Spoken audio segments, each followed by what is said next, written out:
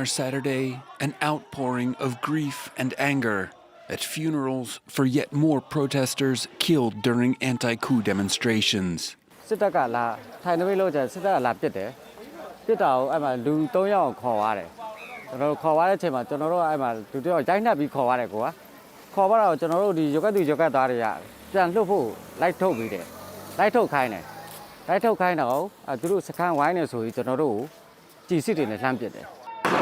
Witnesses and local media say at least 5 people were shot dead by police Friday night. Amateur video from Yangon also shows authorities dragging residents from their homes and beating them with batons. Still, protests continued on Saturday, the anniversary of the 1988 police killing of a student. That death led to a mass uprising, one that would propel Aung San Suu Kyi to prominence as an icon for democracy in the country. More than 70 people have been killed by authorities since early February in the wake of a military coup that overthrew Suu Kyi's democratically elected government. The UN's human rights investigator for Myanmar on Friday called for a unified international response. It is heartbreaking to bear witness to the terror and lawlessness that those who have illegally grabbed power in Myanmar have unleashed on the people of Myanmar. I have described the murders, the beatings, the torture, the arbitrary detentions, the systematic destruction of human rights, and the mounting evidence that we are witnessing crimes against humanity. As the crackdown worsens, the UK has advised its citizens to flee the country. The US, India, Japan, and Australia have pledged to work together to restore democracy in Myanmar. Yes, we're getting reports in from at least two locations in Myanmar where there are more deaths today. One township in Yangon where we're hearing 3 people have been killed. Another city in the country called Bago. So and this is only early afternoon. The rhythm of these things would suggest that by later in the day we'll be hearing about yet more casualties. People are out there on the streets again. The military is trying to disperse them again. Yesterday was a very symbolic day. It was actually the anniversary of a killing of a student in 1988, which led to the first big uprising against the military dictatorship in those days, which brought Aung San Suu Kyi, who is the leader of the National League for Democracy, currently under house arrest, brought her to prominence as a leader of the protest movement then. So emotions were already high. Today, as I say, we're seeing further violence. The state media has decried the protests as criminal. It is called the individuals criminals. It's implied that they're the ones breaking the law by being out there. The military junta is saying it's merely trying to restore order and on the streets. But the other element to this is that the strikes are continuing. The civil disobedience movement. The ports are barely working. Most banks are closed, so there's very little cash circulating. Prices in the market are starting to soar because of shortage of food. The mission here is to make the country ungovernable. It's to the opposition acknowledge that there is short-term pain here for people, but they believe that if they can paralyze the economy and try and sort of continue this action of strikes and civil disobedience, that's their greatest hope for thwarting this military coup and the military rulers. Yeah, and we also heard from the acting leader of Myanmar's parallel civilian government. He was saying that as the toll rises, the people should still find ways to defend themselves. What was the significance of his statement? Yes, so he talked about the nation facing its darkest moment, but he also said, that we're before the moment of dawn. He talked about the need for revolution against this coup. The significance here is that, as well as what you're seeing on the streets, and as the elected MPs who were overthrown on February the 1st. They were due to be sitting for the first day of the new parliament after the elections in November, which the National League for Democracy won overwhelmingly, but which the military claims was the product of voter fraud. So a bunch of these MPs have established this parallel government. They've named ministers. Those are so far, it's symbolic, but it's also very important because their mission is to try and fight against any acceptance by the international community that the military are the men in these positions of power and hence are actually recognised. So by issuing statements, by appearing on video for the first time, previously we've only had written statements. This time round, the head of this parallel government appeared on a Facebook video that has been widely viewed. They're just trying to sort of put out there that, hold on, don't just accept this the military as being the representatives, because they are in power currently by dint of having staged a coup. The devastation is everywhere. Some houses completely demolished, others badly damaged, as the car bomb ripped through the center of the western city of Herat. And beneath the rubble, dozens of people were trapped.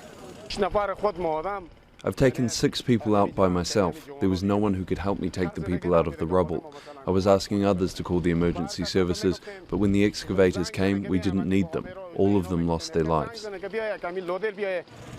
Residents say after the explosion, streets were blocked by security forces, and searching for survivors was difficult. Dozens of the wounded were taken during the night to hospital, women, children, and members of the Afghan security. Many remain hospitalized, and it's feared the death toll could rise.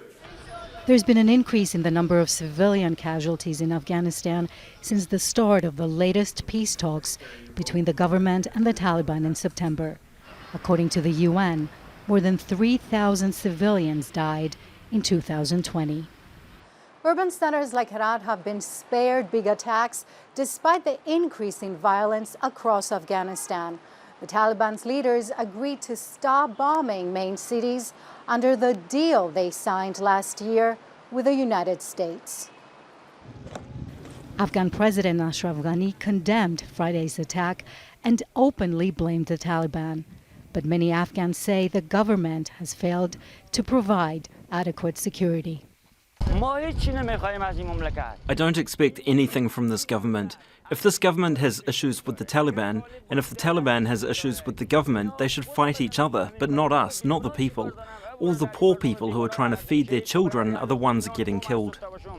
Now the United States and the United Nations are pushing for the acceleration of the peace talks that have stalled in Doha.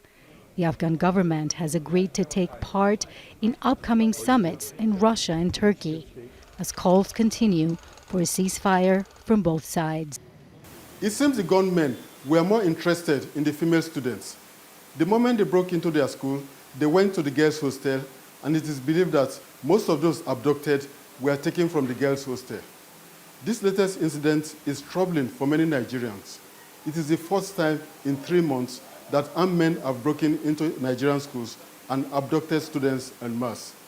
Within this period, at least 700 students had been abducted. These abductions are being carried out by armed groups known as bandits. They normally kidnap for ransom. They've become formidable over the years. They're better armed and better organized. In Zamfara State, where they are very active, an emir painted a gloomy picture. He said, whereas there are about 30,000 bandits operating in the state, very well armed bandits, the number of troops sent to quell their activities is put at less than 10,000. And even then, these troops are not well armed. The emir suggested negotiation, saying that a military solution cannot end this problem. But many Nigerians have insisted that negotiating with bandits is a sign of weakness. They believe the government should put up its full weight and crush the activities of these bandits. His government prepares to tighten restrictions across most of Italy from Monday. Prime Minister Mario Draghi confirmed that the country was facing a new wave of COVID-19 cases, a year after it recorded its first infections. This week, cases rose by 10% compared to the week before. On the basis of scientific evidence, the government has today adopted restrictive measures that we have judged to be appropriate and proportionate. These measures are necessary to avoid a deterioration that would make even more stringent measures inevitable. Draghi also reassured Italians that the national vaccination campaign would go ahead with renewed intensity after dispelling health concerns related to the AstraZeneca vaccine. As for the new restrictions set to be imposed, schools, restaurants, shops and museums are expected to close in the majority of regions from Monday. Every region with more than 250 cases per 100,000 inhabitants will automatically be classified as a high-risk red zone. meaning residents are urged to stay at home except for work, health or emergency reasons. The town of Frosinone, 40 kilometres south of Rome, has been under a local lockdown since the start of the week. Residents are at the end of their tether. We are tired and demoralised. We can't work. We don't have anything. I'll stay and wait. I'll do what they say, but I'm not happy about it. On top of the reinforced measures, Mario Draghi's government has also announced a nationwide lockdown for Easter weekend. From April 3rd to April 5th, non-essential shops will be shuttered across the country and the majority of Italians will have to stay at home. Dangerously close to breaking point. The warning from Brazilian health officials as the country recorded more than 2,000 deaths for the second time on Thursday. A grim milestone that sparked concern and anger on the streets of Rio de Janeiro. Ele, ao invés de ajudar a combater, ele incentiva o povo a não usar máscara, não compra vacina. Eu acredito que a tendência fica ficar pior e a preocupação aumentar, porque a gente não vê assim uma solução imediata. As hospitals reach capacity in main cities, local authorities are scrambling to stem the surge in cases, driven by a more contagious variant that emerged in the Amazon region. The capital, Brasilia, where field hospitals are being set up to deal with the overflow of patients, has introduced a nighttime curfew. Rio de Janeiro has restricted opening hours for bars and restaurants. In Sao Paulo, only essential businesses are allowed to stay open. The country's most populous city has also introduced a curfew, closed its beaches and parks, and banned religious services and sports events.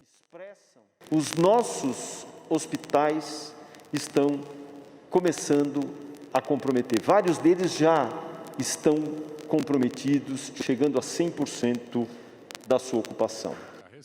Local authorities say they're struggling to encourage public compliance as their efforts are being undermined by Jair Bolsonaro.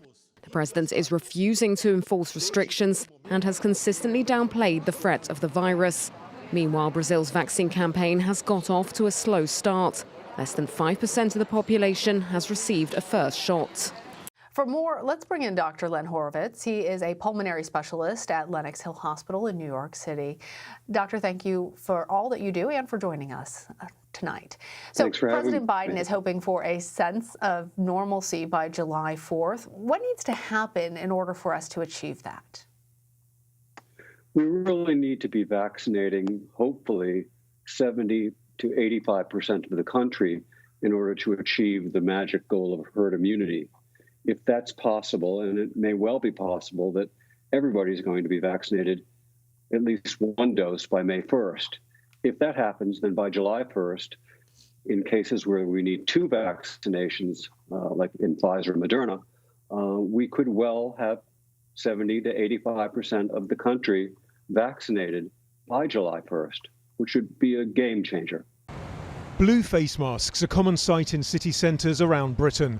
Currently only essential shops are open, but as lockdowns are loosened, people will still be wearing masks for months or even years to come. And that means an ongoing nightmare for the environment. Both legs are swollen. They will need some anti-inflammatories. This video shows staff at a wildlife hospital helping a bird that's been caught up in discarded litter. It's a face mask, one of the disposable surgical face coverings made of plastic. Campaign group Keep Britain Tidy have found disposable masks and gloves at 14% of sites they've surveyed since last summer. They say such discarded items are now even more common than plastic bags were before a compulsory charge for the bags came in. More than 100 million disposable face masks like this get thrown away across the UK every single week.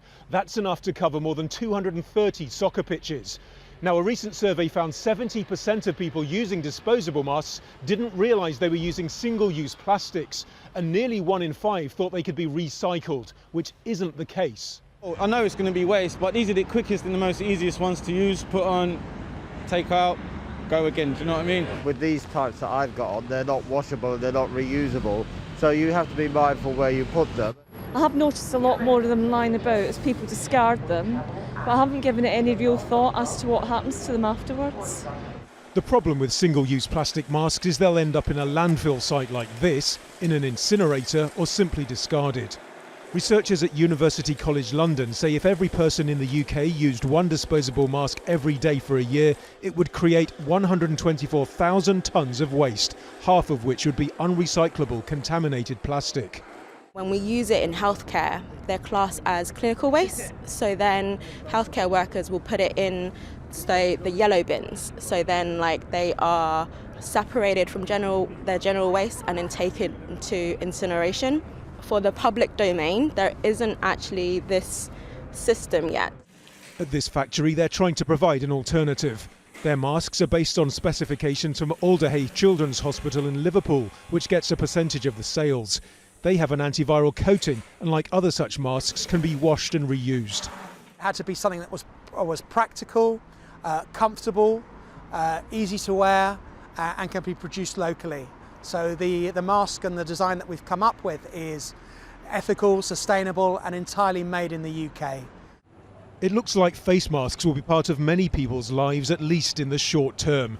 Whatever kind they wear, they're being urged to consider where it comes from and where it'll end up. Nadine Barber, Al Jazeera, London.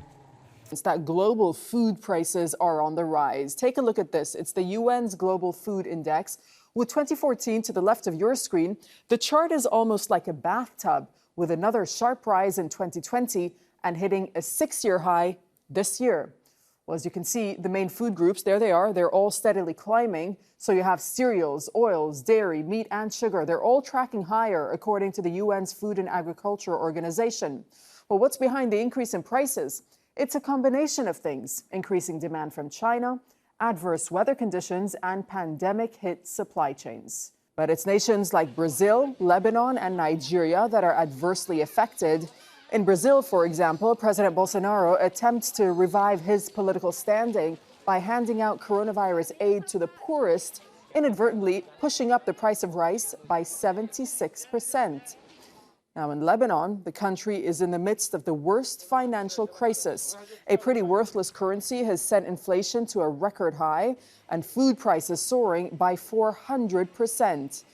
And in Nigeria, the central bank may continue to devalue the currency as it did 3 times in 2020. Closing the border for 16 months, attacks on farmers and import restrictions have all exacerbated the situation. Now, the government has been trying to reduce imports by increasing production. More than 1 million farmers were given cash and tools.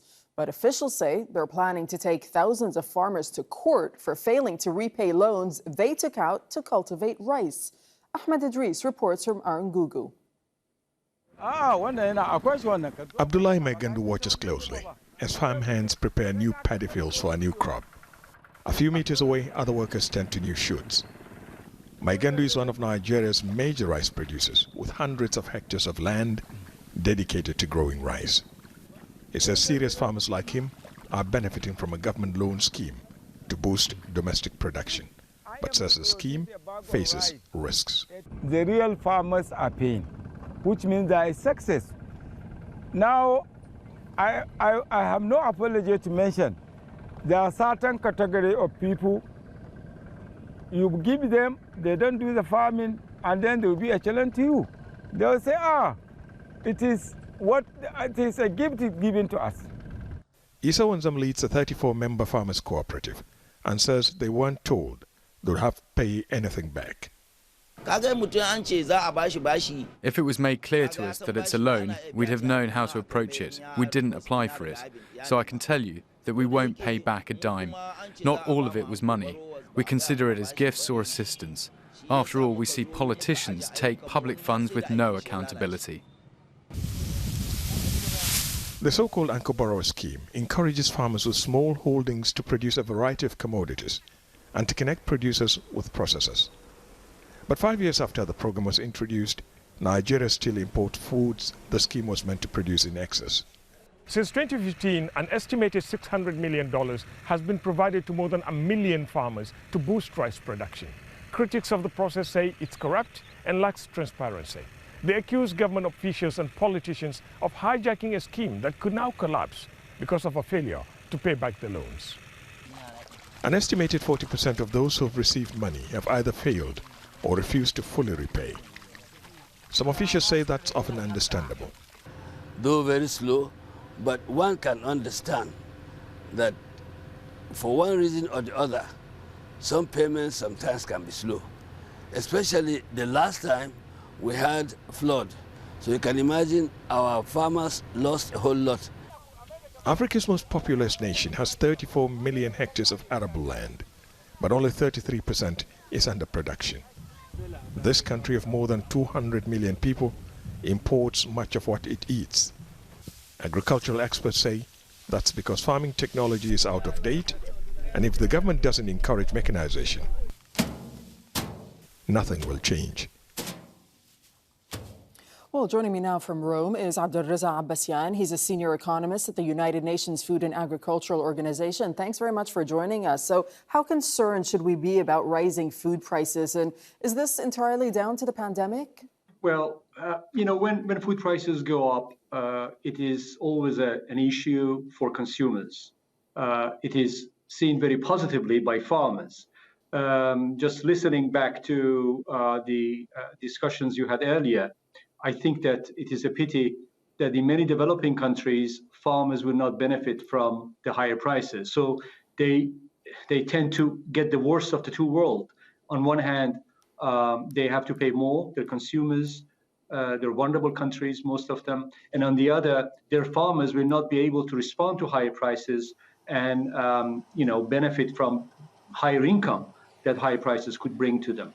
The level of prices today, as they are obviously high. They're not at the highest levels. They're still well below the kind of prices that we saw in the previous serious price surge that happened in period between 2008 2011. However, our food price index, the FAO food price index, has been going on month and month for the last 9 months, I would say, it is now kind of the highest since 2011. So it does give an impression that we are in a market where one could expect prices to remain high still for some time. So does this mean that there is enough food in the world to meet demand? Yes, when we are talking about a global situation, and let me be a little bit more precise here, the measure that we publish every month really is a barometer of what's happening in the global market. Individual countries at national, sub-national level, obviously situations could differ quite drastically from one place to another. Globally speaking, in fact, one of the lessons from the COVID that perhaps wasn't expected and is a positive one, is that the agriculture system globally, the trade globally, seem to have not been as much affected as people feared by the COVID. And that the supply situation overall has been quite adequate.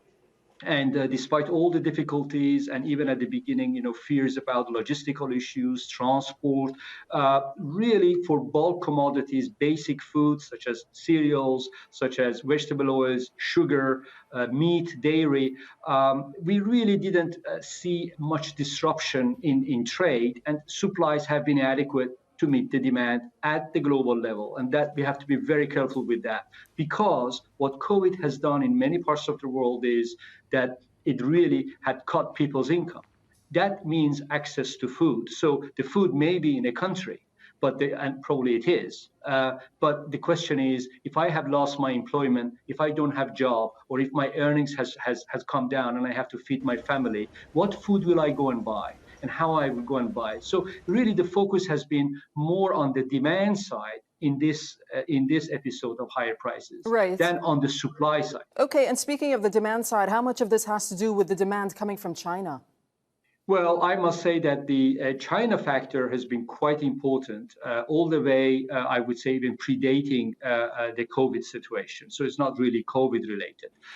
China is fighting a very big problem domestically, which was the African swine flu that basically destroyed its pig sector. So that had to be sorted out. That had quite an implication for global meat market that China came into the market to buy meat.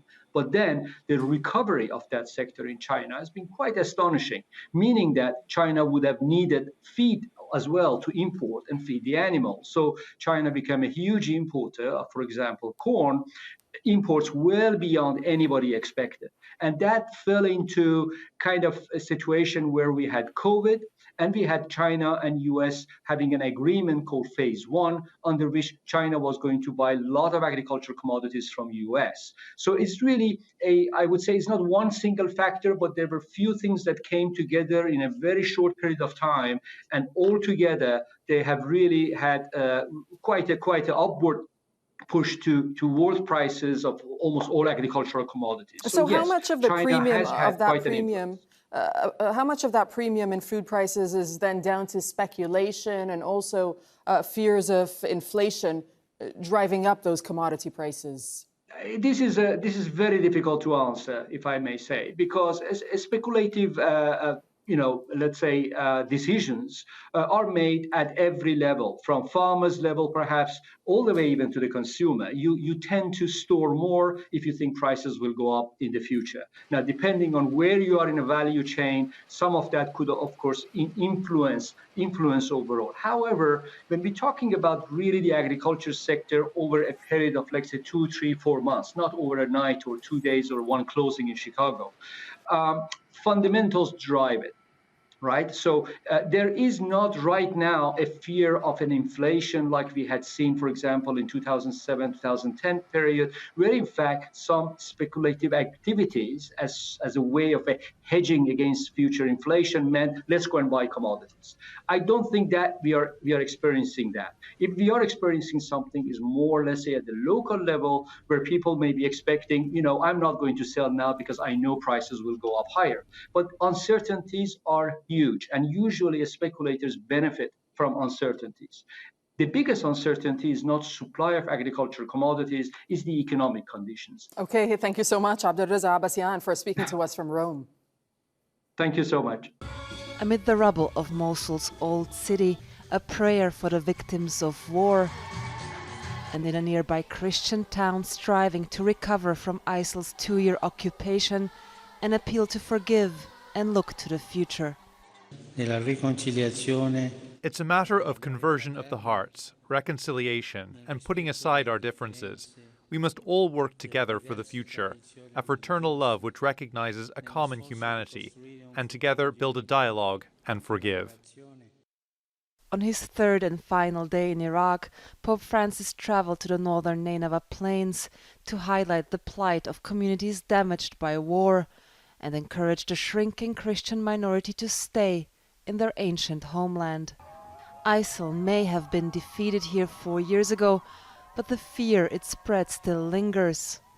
To feel safe, church leaders say minorities need to be empowered to govern and protect themselves. We could form like a local police, Christian Muslims together, train them together, and they will know exactly who are there.